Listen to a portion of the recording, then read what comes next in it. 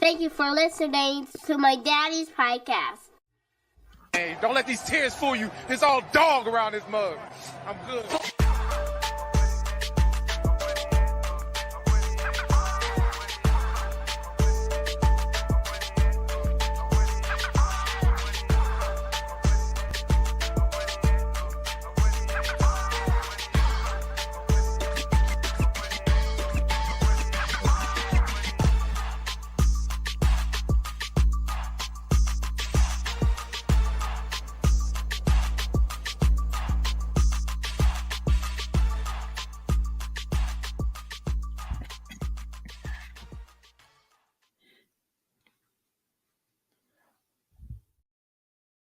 Hey, what's going on, Who Dat Nation? It is yours truly, TJ Jones. And yes, I am the host of the State of the Saints podcast. And thank you so much for checking out the State of the Saints podcast, where we talk New Orleans Saints. I really do appreciate it. I hope everybody had a very good 4th of July weekend. I had a good time. I actually went out to Tuskegee, Alabama, and Montgomery, Alabama, to visit my in-laws. They had a 4th of July party. I was also able to go to Montgomery, Alabama, to go to the Social Justice Museum, which was pretty cool, man. And, you know, anybody that has never been to that museum, I mean, that was by far one of the best museums I've ever been to, like, to be quite honest with you. I really enjoyed my time, got back about 3:30 Eastern on Sunday and kind of chilled a little bit. But I hope everybody had a good 4th of July once again. And I hope everybody checked out the Gumbo Pie Sports podcast. We are underway over there. We put out about 3 episodes. So if you are not subscribed to the channel already with the Gumbo Pie, I ask that you do so. I'm going to go ahead and put that link down in the chat. So if you are not subscribed to the channel, then you will be. This channel, the Gumbo Pot, is near and dear to me. It's something that I'm working hard on trying to build up. So I'm just asking for everybody's help. It's not anything long and drawn out. We kind of going with the older format, how this show started, which is probably 10 to 15 minute videos about a particular subject.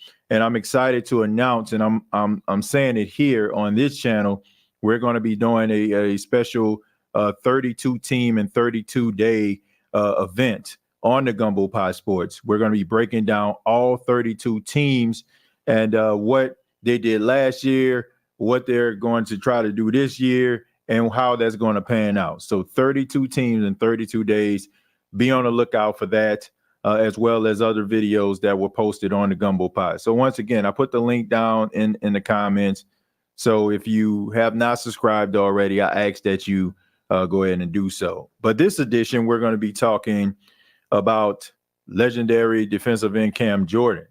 Some of you may know in 2 days, Cam Jordan will be 35 years old. His birthday is July the 10th, and he is going into his 14th season. We know last year Cam Jordan had some ups and downs. He had an injury that he sustained in week 12, and it kind of prohibited him from really, putting forth that effort. I mean, Cam Jordan's stats were, about as pedestrian can be. I don't think he put up a stat line like this since his rookie season. He had 43 tackles and 2 sacks. I only can remember him having 1 sack. That was his rookie season. And some people probably thought that, I don't know about this Cam Jordan guy, but 117 and a half sacks later, he is a legendary figure among Saints fans and in the history of the New Orleans Saints. I actually seen someone do a Mount Rushmore of New Orleans Saints players, and Cam Jordan was on their list, which I have no problem with. I mean, you think about Cam Jordan.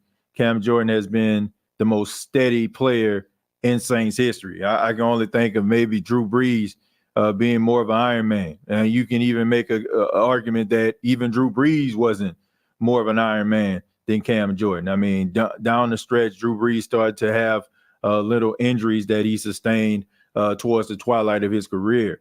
Cam Jordan has never missed a game for injury. The only game that he missed was because of COVID protocol. So Cam Jordan is an Iron Man for sure. He's the undisputed leader of the New Orleans Saints. And, some people are saying that Cam Jordan's career is winding down. Why the Saints don't try to trade him, why the Saints aren't trying to do this, that, and the third.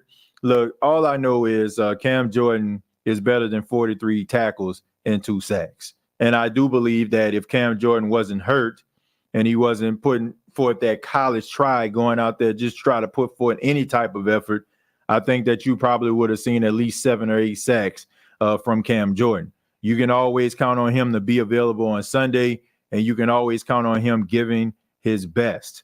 Now, the question is, what should we expect from Cam Jordan in 2024? And I have said this on countless occasions here on the State of the Saints podcast. I don't expect Cam Jordan to be Cam Jordan of old. I don't expect Cam Jordan to be the 2017 first team All-Pro that he was back in 2017 or the second team All-Pro he was in 2018 and 2019. That would be great, but you're asking a guy at the age of 35 to turn back the clock. And right now, Cam Jordan, to me, serves more in that leadership capacity. I feel like that's where he's needed. Now, some of that leadership could be provided by effort and play on the field. But when I'm looking at the future and who's going to be the double-digit sack defensive end for the New Orleans Saints, the pass rush, I'm looking at the young guard. I'm looking at the Chase Young. I'm looking at the Carl Grandersons. I'm looking at the Isaiah Foskey's. I'm looking at the Brian Brzez's. I'm looking at the guys that the Saints have drafted and have signed over the last 2 to 3 years because they realize that Cam Jordan is not going to play forever. And I just feel like Saints fans asking Cam Jordan to be a double-digit sack guy in year 14 at the age of 35 years old, that is just too much of a tall ask. Now, if you ask Cam Jordan, I'm pretty sure he's not going to feel like it's a tall ask because that's just the way that he's wired. When you are great at what you do, you don't want to settle for less. You're not trying to be just background noise. You're not just trying to play the background. And Cam Jordan has never been the guy to play the background, and I don't think that he's going to start in year 14. But regardless, the New Orleans Saints understand where Cam Jordan is at this stage of his career, and they understand that these young guys are going to have to step up.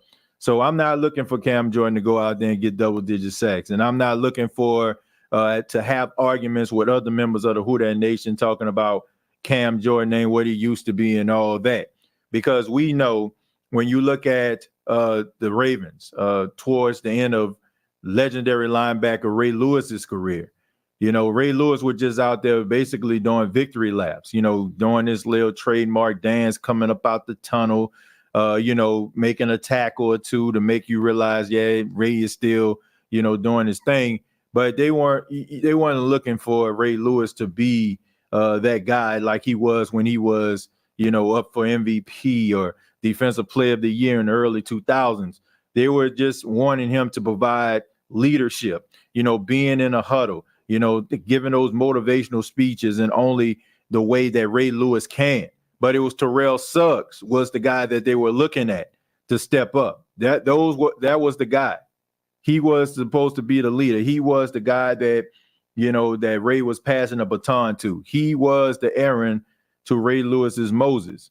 And when you look at some of these young guys, that is what you should be expecting from these players. I like Cam Jordan. I got nothing but respect for Cam Jordan. But at the end of the day, I'm not expecting much from him. And if I can think of a stat line, I would think that he would probably get between the 55, 60 tackle, stat line and also maybe 6 or 7 sacks. But I'm looking at these young guys to step up. And I'm not looking at Cam Jordan to be what he once was. Now, if that happens, that's great. That's awesome. But I'm not expecting for it to happen. Go ahead and read some of your comments. What do you all expect from Cam Jordan in 2024? What would be, I guess, would be a suffice or a stat line that you feel like that would be suitable for Cam Jordan in 2024? There we go. What would be suffice, in your opinion, what Cam Jordan's stat line will look like. I'm going to go ahead and start. First off, I want to just give a shout out to everybody here. Cartel, Jerry, Dana is in here. Mike is in here. Donald, and all, and special shout out to you all because I seen some of your comments on the Gumbo Pot, and I really do appreciate you all. I know some people want to hear me just talk about the Saints. I get that, but it's about evolving. It's about expanding, and that's what I'm on right now. I love doing the podcast, and I'm going to continue to do the State of the Saints. But I'm on a mission to try to grow another channel to be able to do something that I haven't done since I started the State of the Saints. It took up a lot of my time, but now I feel like I'm in a position where I can actually do another podcast where people can actually see a different side of me talking. Just sports in general, because that's the overall objective in my life, to be able to talk sports on a regular like that. But just tell me what you all think about the Gumbo Pie Sports Podcast. If you, give it a listen, give it a shot, and let me know what you think. Let's see. But anyway, I said Jerry, I said Charlie, Donald is here, Tyrell is here, JLJ504HD is here. No Cap, No Filter is here. Mr. Hoodat, Jules is here as well. Thank you all so much. But let me go ahead and read some of these comments. I'll start off. Let me see. I'll start off right here with Charlie. It says, he don't need to get 95% of the snaps. Let the young Bulls step up. Yeah, I agree with that. I don't think that he needs to get 95% of the snaps like he once did. I don't have an issue with that at all. I don't have an issue with him getting less snaps, because at this stage, he should be. And like I said, it's not the step. I just think that people blow things out of proportion because they look at the age, they look at the stat line, but they're not understanding everything that has transpired for Cam Jordan to have that stat line, if that makes sense. Right? I mean, the guy was dealing with an ankle injury, and he had to get surgery at the end of the season to address it. So that tells you everything that you need to know. What's happening, TJ? Jules, what's going on, man? Appreciate you for being here. Says my notification worked this time. That's because I'm doing it on a old platform. I'm on StreamYard right now, which will probably explain the low definition quality. But I'm out here at the radio station and putting things in 720p out here in the woods just makes things a little bit better. I normally do it on a different platform when I'm at home or in my office, because the Wi-Fi and the internet there can actually pick it up in a stronger resolution. But decided to turn back the clock, man. This is like the first platform that I paid my money and I and I put the podcast on. So we sweating to the oldies right now. We straight Richard Simmons up in this thing this afternoon. But let's go ahead and finish up.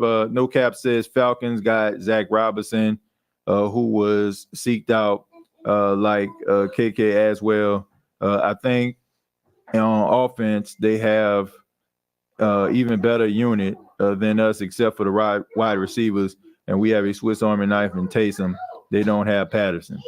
Well, look, I think that the Falcons, I know people don't want to hear this, but I think they got a pretty good team. I know we like to bash them, and we don't want to, we don't want them to have success. I mean, that pretty much, it's the Falcons we're talking about here.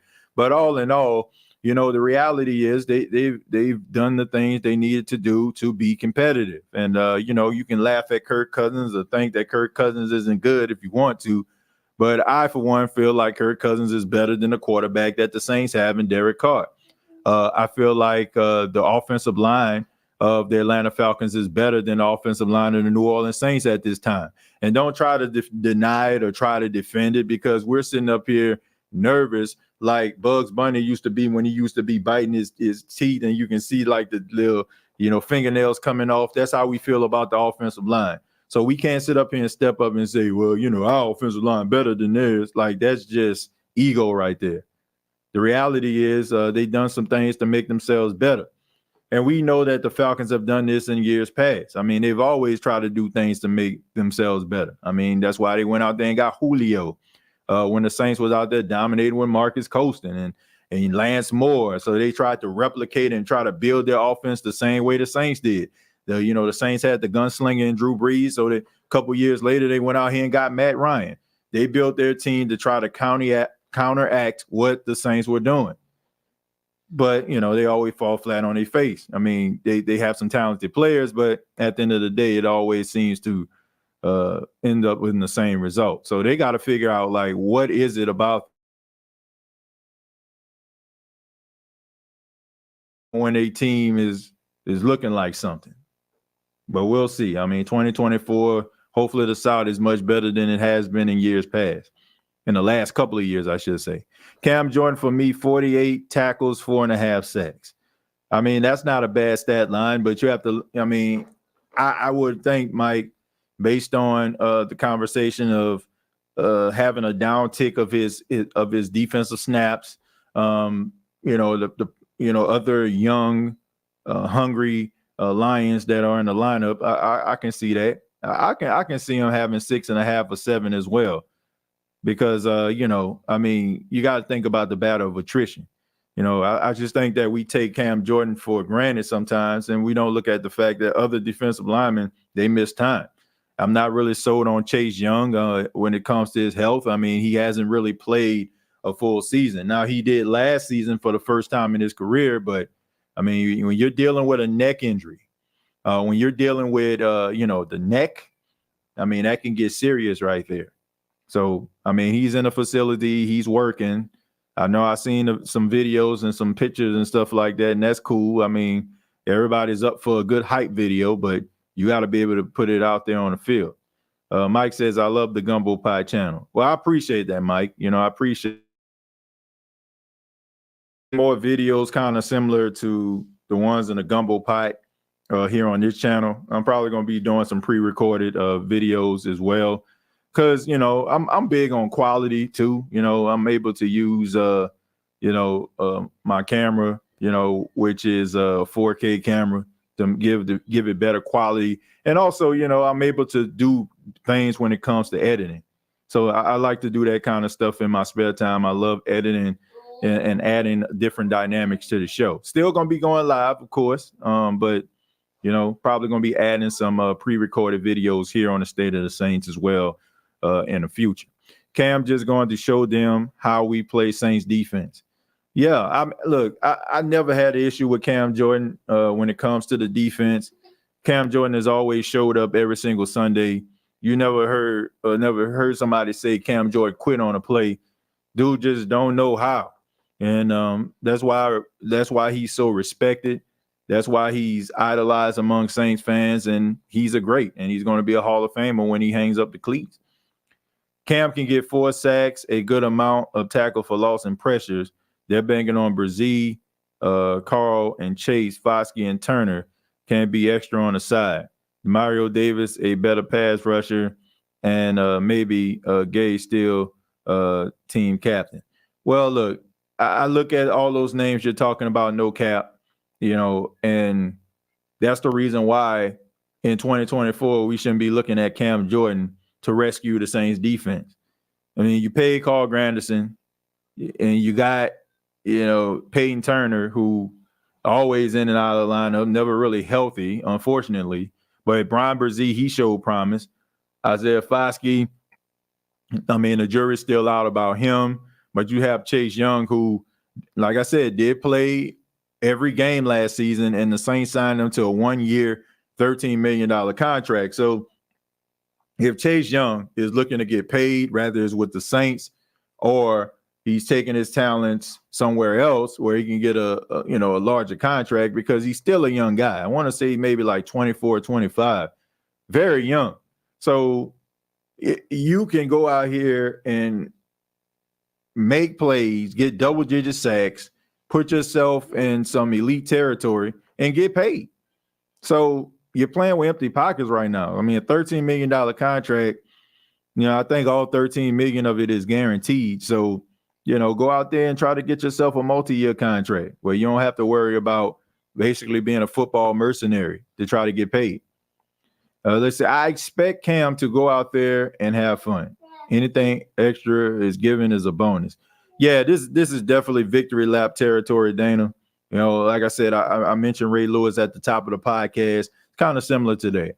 Nobody is expecting for them to look like how they did in their prime, but just to add leadership, just to add a contribution on the field, a play that's necessary, a forced fumble that's necessary, turning up the energy when necessary, being that guy that the young Bulls can look at and be like, yeah, man, I'm about to do it, man. Look at Cam, man. I gotta match his energy. I gotta match his intensity. Yeah, that's what's needed right now, in my humble opinion. The Saints own 2 stadiums, Caesar Superdome in Dola and the Mercedes-Benz Stadium in Atlanta. You're welcome. Look, I just look at the Atlanta Falcons. That's a beautiful stadium, by the way. I ain't gonna hate on them with that. I got opportunity to go there.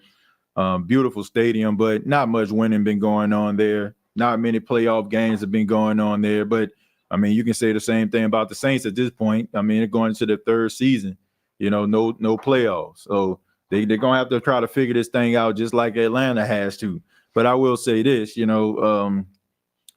we seen this before, and this is one of the main reasons why I don't have these conversations with folks. Y'all know how to, you know how you go to the barbershop and you're sitting in a chair or you're in a waiting area and they always got that loud dude up and they always love the Cowboys for some apparent reason. Like everywhere you go, I don't care where you at, there's always that loud, obnoxious dude inside of the barbershop that's always talking about what the Cowboys gonna do. That is what I feel like when I be talking about the Saints sometime. And honestly, that is why, if you ask me, and I've talked to several people, like, they know I do this podcast. Man, what you think the Saints going to do? I'm not up here beating on my chest with the bravado and talking about, oh, man, we did this back in the day. Nah, what you did back in the day don't matter, right? And with the Atlanta Falcons, what they like to do is I'm talking to their fans, what they like to do is tell other fan bases what they got, but it really don't matter. I mean, you had Julio at one time. You had Matt Ryan at one time. You had Michael Turner the Burner at one time. You had Tevin Coleman at one time, right? I mean, you had Roddy White at one time, Tony Gonzalez at one time. I mean, you had some decent defensive players, on your team at a certain time. But what the heck did that get you? Absolutely nothing. I can call out names all day and night for the Saints, but what did it give them in the last couple of years? Absolutely nothing. So there's always that, that conversation with an Atlanta Falcon fan or Cowboy fan talking about what they got and what they gonna do. But that don't matter, man. It does not matter, right? You can have a Lamborghini in your garage, but it means nothing if you don't take it off the tarp and take it, and go ride around in it. Nobody knows. Nobody knows what it's capable of. And right now, you just got a good team on paper that look good, but what are you going to do? Are you going to make the postseason? Are you going to win the division? Who knows? And that goes for both teams. I'm talking Saints and Falcons. Everyone looking at sacks alone, Cam is still one of the better run-stopping defensive ends in the NFL. Let's see him play healthy this season. Yeah, Dolph, I agree with what you're saying. A lot of people don't look at the TFLs, which is very, very significant. And especially when you're playing against a team that likes to establish the run.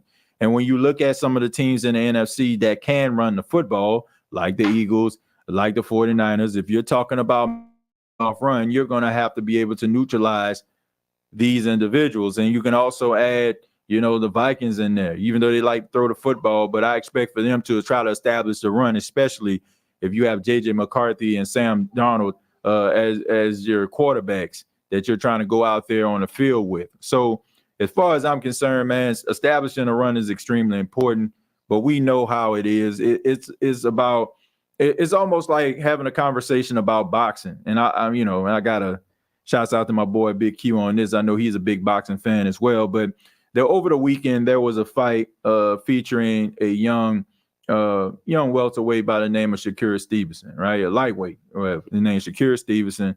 And everybody's been talking about how boring his fight is, right? It's boring. It's not sexy, right? He goes around there, he dances around the ring, he throws a few combinations, move out of the way, elude a big punch, and people call that boring. What I call that is a fundamentally sound boxer. It's the same thing Floyd Mayweather did. People called him boring. What boxing fans want? They want those guys to stand in the pocket and trade blows. And then 10, 15 years, these dudes can't even have a coherent conversation with you, but you gave us entertainment for 10, 15 years. You may not like the way that people approach the game, but it's necessary, right? It works for them. And I'm saying that because Cam Jordan being a tackle for loss machine when it comes to the run support is important, right? It's not always just about the sacks and falling all on and doing the sack dance. That's great. And those guys do get paid, but teams like to run a football. And if you can't stop the run, then, you're probably not going to be on the field. There was a guy back in the day who played for the Washington then Redskins by the name of Dexter Manley. Dexter Manley was one of the best pass rush in football. Like, honestly, like the dude was like really, really great. Like before his time, he was a sack machine. But when, second or third down, they used to have to get him off the field because he was a liability in the run. So it's great to be able to put the quarterback on the ground. That gets you the payday, but you need the quarterback hurry sometimes, right? The quarterback hurry could be the deciding factor. Those few seconds that you didn't give that quarterback, that wide receiver would have been wide open. That tight end would have been wide open. That running back would have been wide open. So the little things that we don't pay attention to are extremely important. And without them, you probably wouldn't be a really good football player. Big Q calls it Nola West in East in Atlanta. Yeah, I mean, look, they basically build off one another. If one player does something well for one respected team, then you can probably look for the other to try to replicate that. I don't think it's a coincidence that, the Falcons seen Alvin Kamara all those years, and then they go out here and they draft Bijan Robinson. I don't feel that way. I also look at when the Saints had Marcus Colston and he was running ragged. They turned around and they went go draft Julio Jones. So it's to me, they kind of counteract that. And I'm not going to say they just be stealing the trap because, I mean, the Saints have gotten players from the Falcons as well. I mean, Curtis Lofton came over, from the Saints at one time. The Saints have, they've reached over to Atlanta and pick up some players. I mean, we remember Joe Horn towards the tail end of his career. You got Tyler Davison that was out there. You got, right now, you look at, the Falcons, they got Ayamada. They got Caden Ellis, so, it's not like, we haven't, as Saints fans, we haven't seen the Saints try to grab, Falcon players. Freeman, the Saints were trying to give him opportunity to make the team a couple of years ago. So they feed off each other sometimes. Let's see.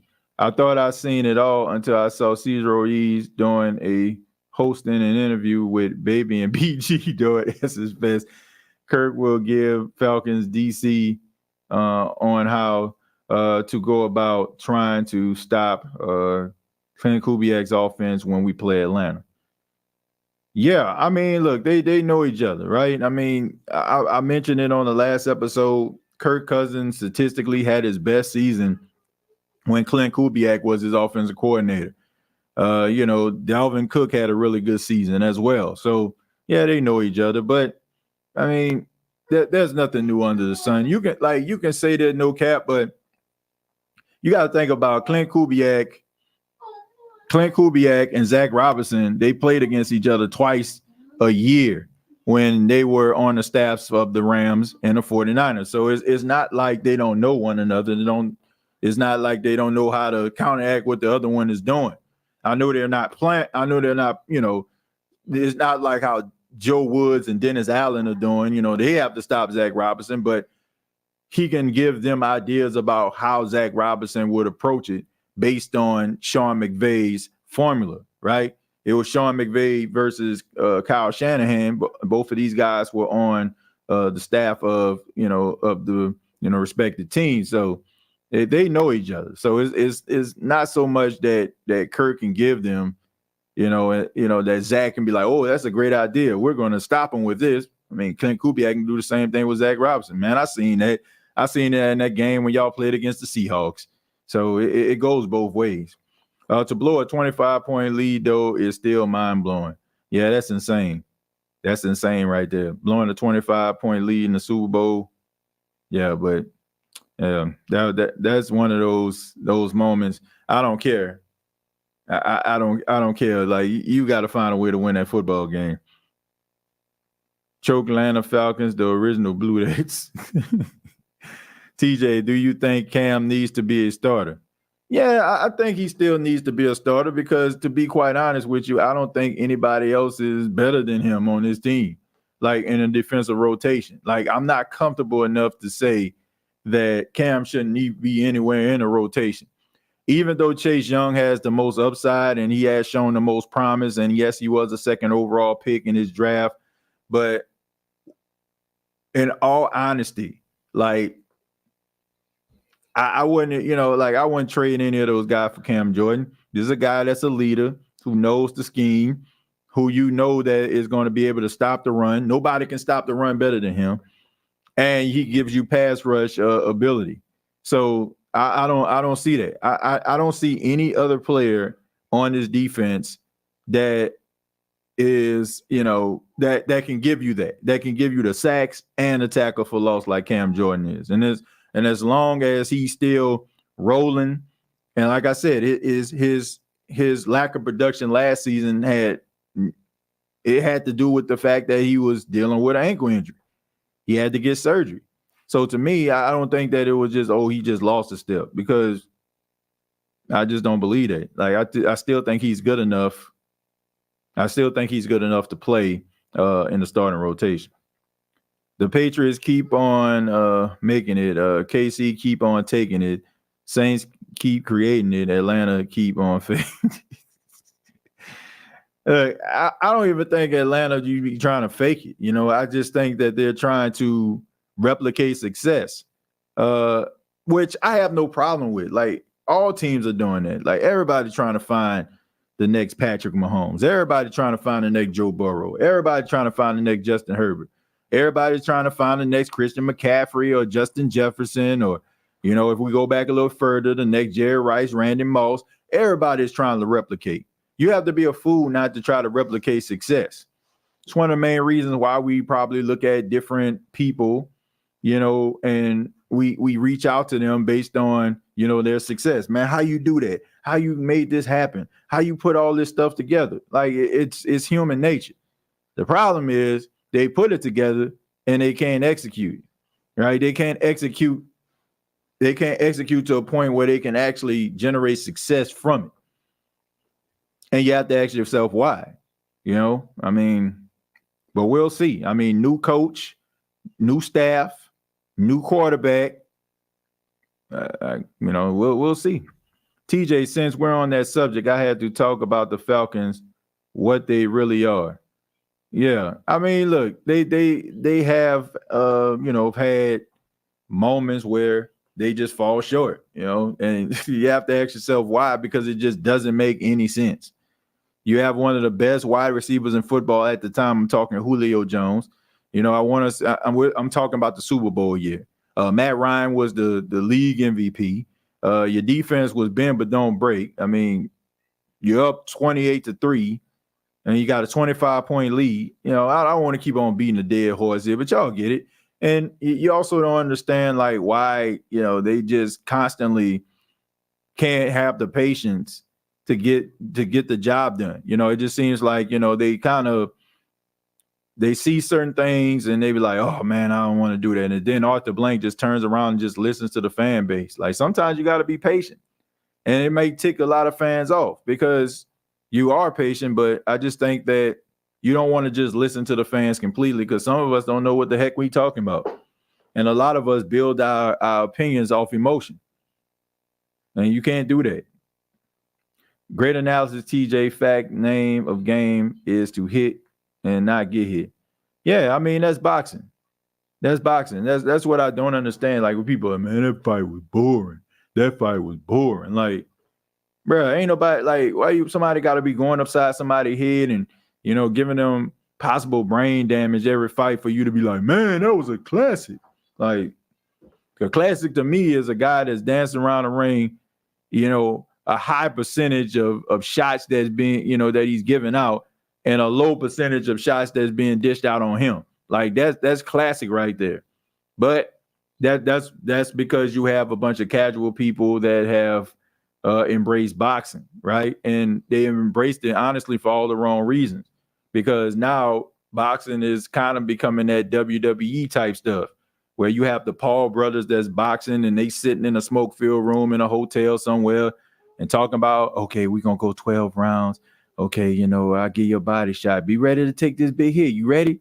I mean, that 20 million to make you feel better about taking, like, all that stuff right there. And then not to mention you got boxers afraid to fight other boxers because they're afraid about what social media going to say to them because they took a L, not realizing that back in the day, some of the most idolized boxers in history took L's.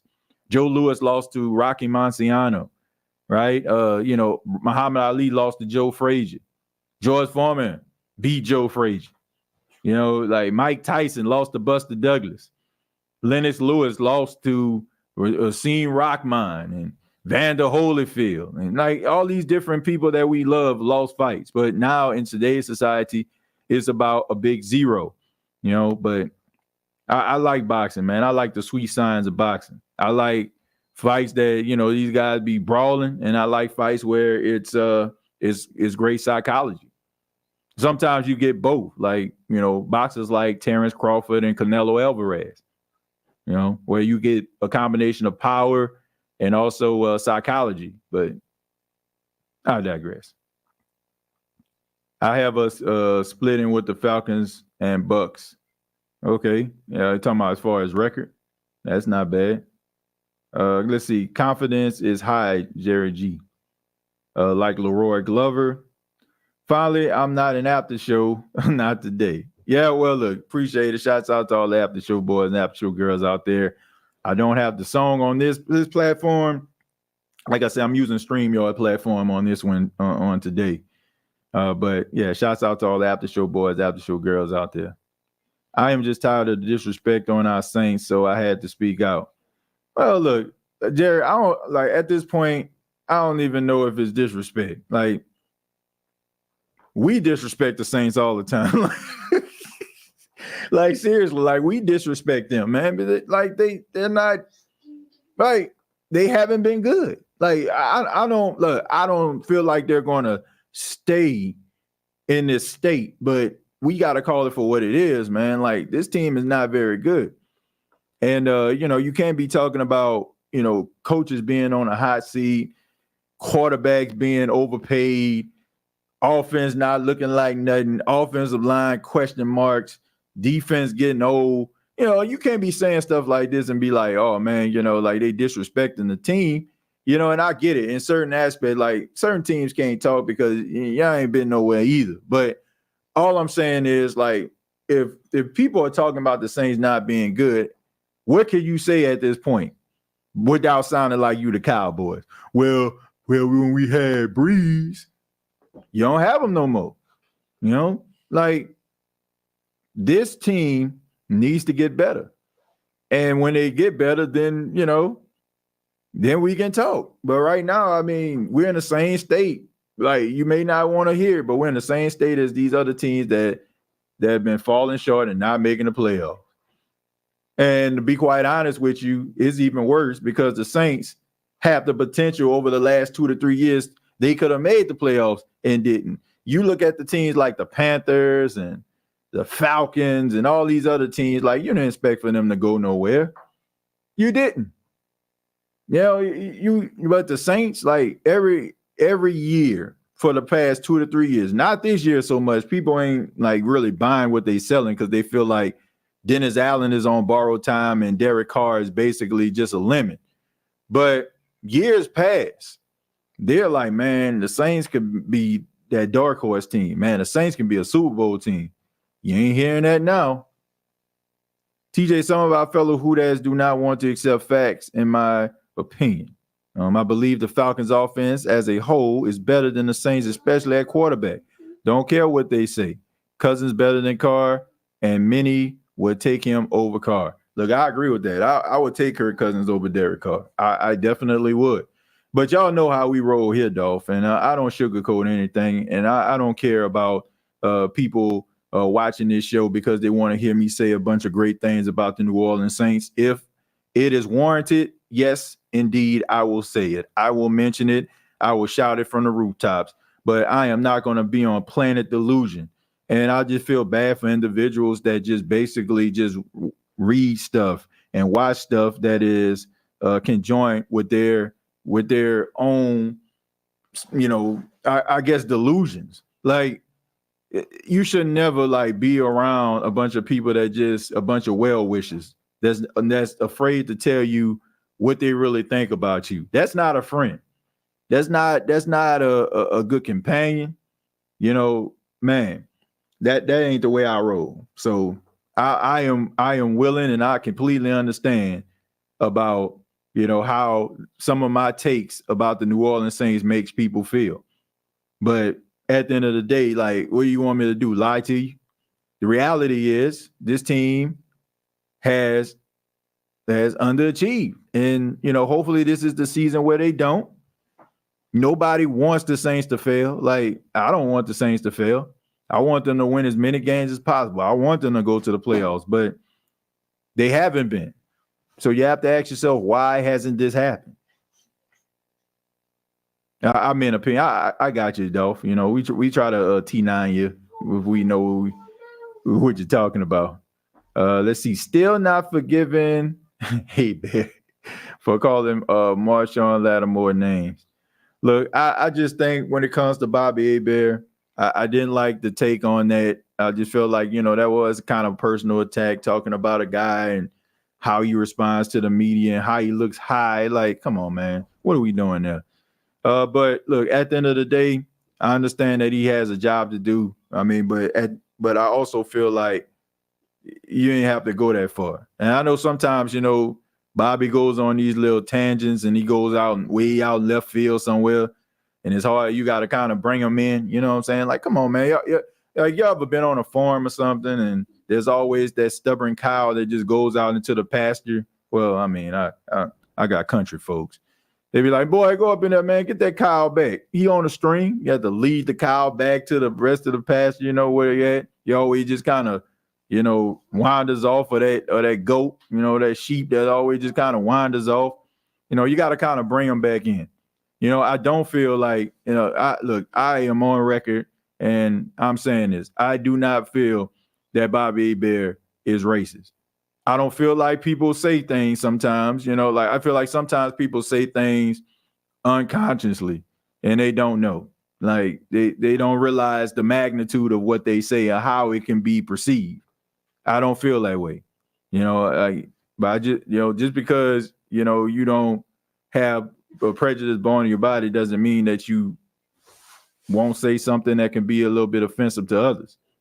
And what he said was a little bit offensive. And I do feel like he should have, given Marshawn Lattimore an apology because, it's one thing to critique a man's play, but just critique a guy's character based on some of the decisions that they make. And a lot of the decisions are because these guys want to get paid or, they're trying to do what's in their best interest because the teams are going to do what's in their best interest, folks.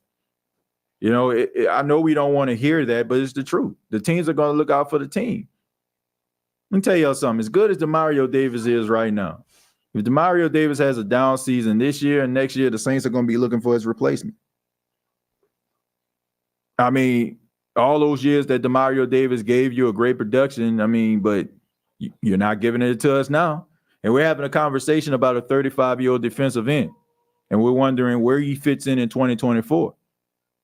And we're having this conversation because you have a bunch of young bulls out there that are in line to step up. And what do you think is going to happen? Let's just say if Carl Granderson and Chase Young both have double-digit sacks this season. What do you think is going to happen with Cam Jordan? They'll keep him around, but he'll start to see a downtick in his production. He'll start seeing a downtick in his snaps. Teams are going to do what's best for the team. So why can't a player do what's best for a player? You ever wonder that? You ever ask yourself that? Or are you so blindly loyal to an organization that you just basically just buy everything that they're selling? I think you should support organizations because it is a business at the end of the day, but you also should respect the players' power play in order for them to try to generate business for themselves. Because one bad injury, guess what? That player's career is over. As much as I hate DA, as DA gets, he is a top 5 defensive mind in the league. If he has a good offensive-minded play caller, he will win a lot of games. Yeah, I mean, but he'll win a lot of games, but will he win the games that matters is the question. Like, you can win a lot of games. Sean Payton won a lot of games. But how many games did he win that mattered? You know, like, yeah, you had Andy Reid before he got Patrick Mahomes. He won a lot of games, but he didn't win games that mattered. You got to win the games that matter. You got to, like, you can win 13 games, right? We see the Cowboys done this over the last couple of years. You can win double-digit games, but when you go to the postseason, when it's time for your team to buckle down, when it's time for the coach to be able to call some of his best plays offensively or defensively, wherever side of football he may coach, as also having head coaching duties, or putting your offensive coordinator in a position, like call a timeout when it's necessary, go for it on 4th down when necessary. You got to be able to do that. It's not always about winning a bunch of games, right? It's about winning those games that matter. And to be quite honest with you, if you win in 13, 14 games, you should be asking yourself, why aren't we in the championship? Why aren't we in the Super Bowl? The questions get more and more intense, and the white noise and the background noise, I should say, gets more and more louder. Thanks for reminding me, Jerry. I will go and check it out once the stream ends. I don't know exactly what we were talking about there. I can't wait to see Jake and Spencer in preseason. Yeah, I mean, look, I want to see those young quarterbacks and see what they can do. But I'm not putting a lot of stock into it, and I hope that a lot of people don't, because I just hope they understand that these guys are young, they're going to make mistakes, but we know the world don't work like that. So be ready for social media. Man, I told y'all Spencer Rattler wasn't the answer as soon as he overthrow and throw an interception. Or, man, Jake Hayner, man, the Saints doomed. They ain't got nobody. Like, young guys are going to make mistakes. TJ, do you believe Shaheed ceiling is Percy Harvin? Why people acting like he has to be a top 5 elite wide receiver? He will be fine regardless and have a solid career like Cooks or Lockett or even Evans. Look, I just think because people look at the talent and they look at, his abilities, on the field, which, look, I understand. But look, the number 1 wide receiver for the New Orleans Saints is Chris Olave. Chris Olave will get the majority of the targets. Chris Olave will get, more looks his way. He will be more of a factor for the Saints offense. But that doesn't mean that Rashid Shaheed can't be an integral part of the offense. Said if he used the right way, he could be a difference maker. But when guys start to do stuff, all of a sudden, he's the number 1 guy. I mean, we've tried to do this for years, folks. We tried to put Traquan Smith in there. We tried to put Marquez Callaway in there, and now we're trying to do it with Shaheed. Like, the guy is a number 2, number 3, might even lead your team in catches and touchdowns one week. But as far as I'm concerned, he's a great piece to have. Everybody is not going to be that number 1 receiver. And I look at him as more of a 2 receiver. unless like something like really happens and this Clint Kubiak experience just basically turns him into a number one. But I look at him as a great supporting cast member, right? I mean, you think about Martin, the show Martin, right? Everybody know Martin Lawrence was the star of the show, but could you have that show without Tommy and Cole, right? You know what I'm saying? Feeding off Martin. Like, how can you do that? Like, you remember Cole just as much as you remember Martin. You remember Tommy just as much as you remember Martin. Heck, you even remember Bruh Man just as much as you remember Martin. Yeah, all I'm saying is you're going to have that star guy, but you're also going to have those supporting cast members that are just as meaningful as the star is, right? I mean, some of us can probably, mimic or recite something that Cole said or Tommy said, right? Yeah, the like Tommy and with Cole, I mean, they were just as meaningful to Martin as Martin was, to the different characters that he played and the different catchphrases that he had. So Shaheed is a good, ain't nothing wrong with being Cole, right? Chris Olave as Martin, ain't nothing wrong with being Cole. Yeah, y'all get one. I hope that I try to break it down so people you understand what I'm saying. The Mario Davis has a lot on his plate. His daughter has what I have, epilepsy. He's kind of in a situation. What do I really want to do? He's in a real sticky situation. Well, I don't know if that is playing a role in him being prepared or getting prepared to play the game. I'm pretty sure he wants to make sure that his family is straight. I mean, look, man, I don't need to sell y'all no Demario Davis. Demario is not a facade. He's a man's man. He loves his family, loves his wife, and look, I have nothing but respect for individuals like that. And coming from a guy that's married, love my wife, love my son, y'all know how I roll. But you do have things that are outside of football that could stop you from doing certain things. But we never seen that when it comes to Demario Davis. No matter what he's doing, rather he's putting on a gospel explosion, rather he's dealing with something that involves his daughter, he's always prepared, and you can always count on him to give his best on the field. TJ, tell that Cowboy fan about Dak. Well, Philly, look, I don't want to say, I'm just saying this in general. I think everybody has that one person at the barbershop that just love the Cowboy, or that one friend that you have that just love the Cowboy. For some apparent reason, that's always going to tell you that the Cowboys are going to go all the way. Like, they've been saying that since 95. I disagree. DA wouldn't make it to the Super Bowl with the NFC Pro Bowl team.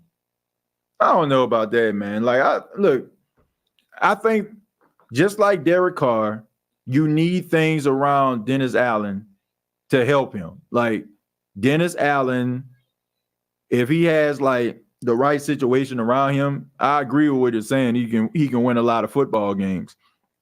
But the question is, can you do the things to get you over that hump? Not just to have people not get on your case, right? To get off your case, I should say. What are you going to do? How can you go out there and win a game that's meaningful? I'm just concerned. Like, I'm just concerned because I know when you go to the postseason, you're playing against some really elite coaches, and they know how to make adjustments. TJ, I made a few short videos on trolling the Falcons on my channel. All right, I'm going to have to check them out, man. I'm going to check them out. I like the quarterback we drafted. I'd rather him being the starter than freaking Derek Carr. I don't know about that yet, Ramsey. I still feel like, you got to put him, stick him back in the oven. He ain't ready yet. Which game you going to try to make, TJ? Man, I'm going to try to make quite a few games. I'll let y'all know. I'm going to try to travel, man. I really am. I know I'm going to Charlotte when the Saints play Carolina. I know I'm going to go to Atlanta when the Saints play the Falcons. I know I'm going to go to a few I know I'm going to go to a few games. Shouts out to my dad. I know he's a season ticket holder, so I probably check that out.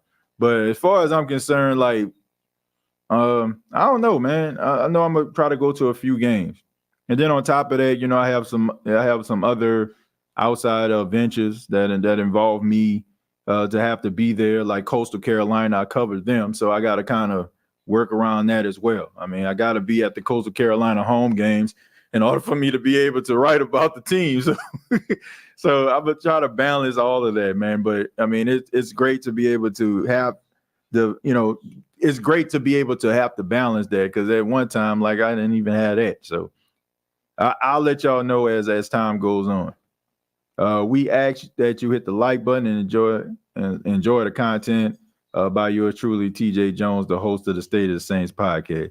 Well, I appreciate that, Cartel. Thank you for that, man. I appreciate that. Gonna stroll down just a little bit, take a few more, and then we're gonna go ahead and get up out of here. Yeah, TJ, I was talking about Olave when I said top 5 elite comment. The Shaheed question just was about ceiling being Percy Harvin. I don't believe Olave needs to be a top 5. He will be fine and is quarterback proof. Yeah, I get what you're saying, but my statement, more so, no cap.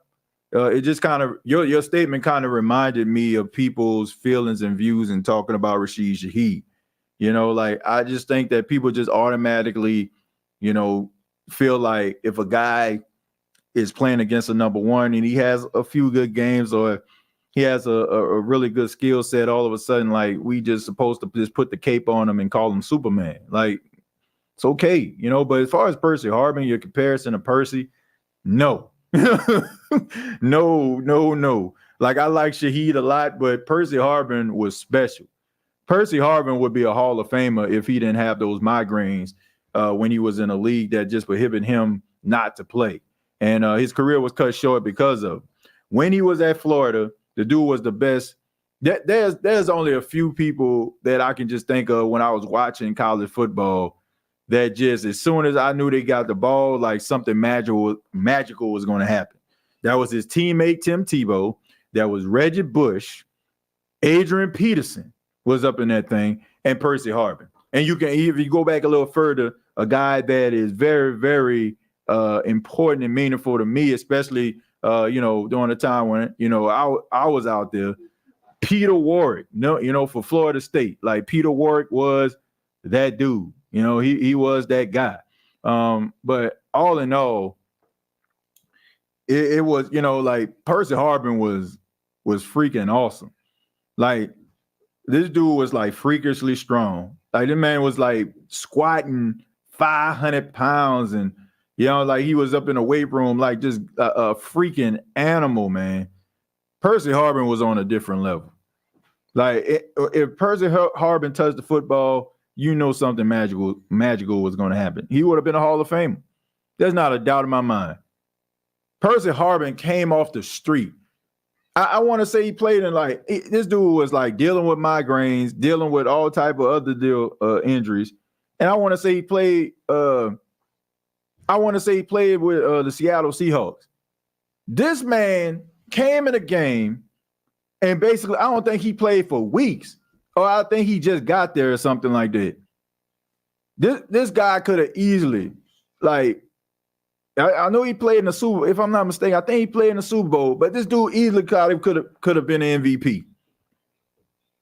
I got to go back, because I can remember Percy Harvin, like, playing in a game of like, I know he ain't played for weeks because he was dealing with the migraines, but it was like one of the most amazing performances I ever seen. Like, the dude was like that. He was the truth. But like I said, he had to retire, prematurely. Okay, yeah, it was the 2013-2014 season when the Seahawks won the Super Bowl. Yeah, I kind of figured that this dude came off the bench and was like, and he scored a touchdown in the freaking Super Bowl. Yeah, dude was freaking awesome, man. Like, but no, like, nah. I like Shaheed, but he is no Percy Harvin. I'd be doing like, I wouldn't want to compare Shaheed to Percy Harvin. That wouldn't even be fair to him. How good Percy Harvin was, and he is his own guy, but he's special. And he has the potential to be extremely special if he keeps it up. Smith or other past wide receivers do not have that speed that Shaheed had, but perhaps we should look at other teams that have speedsters and how they use them. Well, look, I think the Saints can use Rashid Shaheed the right way. I think that Clint Kubiak will. But when you look at guys like Steve Smith, who had the speed, but he also, he had the ability to make people miss and break tackles. Like that's something that, we need to have this conversation. You got to have a dog at a wide receiver. Like when you have a wide receiver that doesn't go down on the first tackle, like you got something. Like that, honestly, that's what makes Michael Thomas in his time with the Saints so significant. He wasn't blowing past nobody, but when he catch the ball, he ain't going down on the first tackle. He getting yards after the catch. He getting an extra 10, 15 yards after he catch the football. The New Orleans Saints' biggest issue to me was separating these guys from being in the upper echelon is their inability to break tackles. Chris Olave has amazing hands. We've seen all these different one-hand snags and tipping the ball back to himself and catching the ball all over the back of the head of the Falcon defender. But when you catch the ball, you got to be able to get those yards after the catch. Now, I'm hoping, based on how Clint Kubiak runs his offense, it's actually causing these guys to be able to beef up a little bit and have to commit a little bit to the weight room in order for them to be able to be those blockers on the outside to be able to help out the running backs. But also adding on those muscles could be able to help you be able to break a tackle or two, right? I mean, a broken tackle could decide the fact of you having 4 catches for 25 yards and you're done. That's the Paxton cameo there. You're walking past there, but you gotta have that can be a deciding factor if you get 25 yards off 4 catches or 90 yards off 4 catches, right? So you got to be able to break those tackles, man. Got to be able to break those tackles. Do the pocket knife. You need things around him like a coach. Oh man, my boy said he's gonna get his cameo, man. Y'all gonna see him. Man. Let's see. Mason Tipton runs 4.33. Got to see how it turns out. Well, yeah. I mean, the dude has a speed.